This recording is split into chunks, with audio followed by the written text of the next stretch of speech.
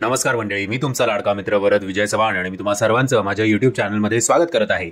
मंडळी, काल रिलीज झाले होते 2 मराठी सिनेमे, एक म्हणजे अल्लाड पल्लाड आणि दुसरा म्हणजे संघर्ष योद्धा. आता अनफॉर्च्युनेटली या दोनही मराठी सिनेमांना काही फारसा चांगला प्रतिसाद बॉक्स ऑफिसवर मिळाला नाहीये. शो टायमिंग सुद्धा याचे खूप कमी आहेत. म्हणजे ऍटलीस्ट मुंबईत तरी 1 किंवा 2 शो प्रत्येक थिएटरमध्ये आहेत. तुमच्या पट्ट्यामध्ये काय परिस्थिती आहे शोजची हे आम्हाला कमेंटच्या माध्यमातून कळवा.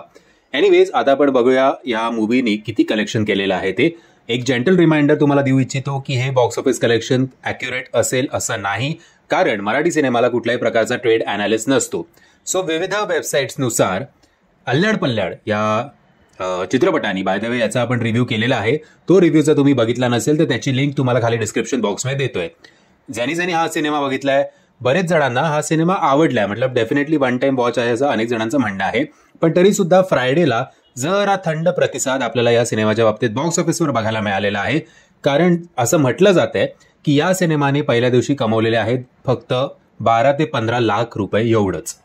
सो हे खूप दुर्दैवाची गोष्ट आहे. आणि आज समजा जे काही संध्याकाळचे शोज असतील आज शनिवारी, तर ते ऑब्व्हियसली इंडिया आयर्लंडची मॅच आहे. सो मला माहिती नाही की किती लोक थिएटरकडे वळतील.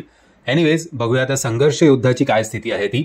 संघर्ष युद्धा हा सिनेमा तसा पण मला डाऊटफुल होताच की किती चालेल. अख्ख्या महाराष्ट्रासाठी हा सिनेमा तसाही नाही आहे, फक्त एका समाजापुरता आहे.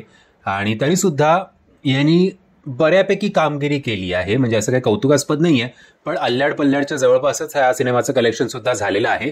असं म्हटलं जात आहे की या सिनेमाने काल कमवलेले आहेत 9 ते 10 लाख रुपये एवढंच. सो जेमतेम 2 ते 5 लाख रुपयांनी बाजी मारलेली आहे अल्लाड पल्लाड या सिनेमाने, ऍटलीस्ट पहिल्या दिवशी तरी.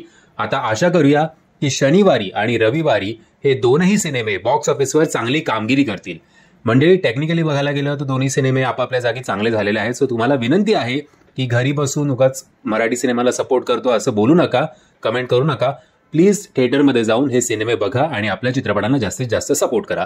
मी आशा करतो तुम्हाला हा व्हिडिओ आवडला असेल. जर तुम्हाला हा व्हिडिओ आवडला असेल तर प्लीज या व्हिडिओला लाईक, शेअर आणि चॅनलला सबस्क्राईब करायला विसरू नका.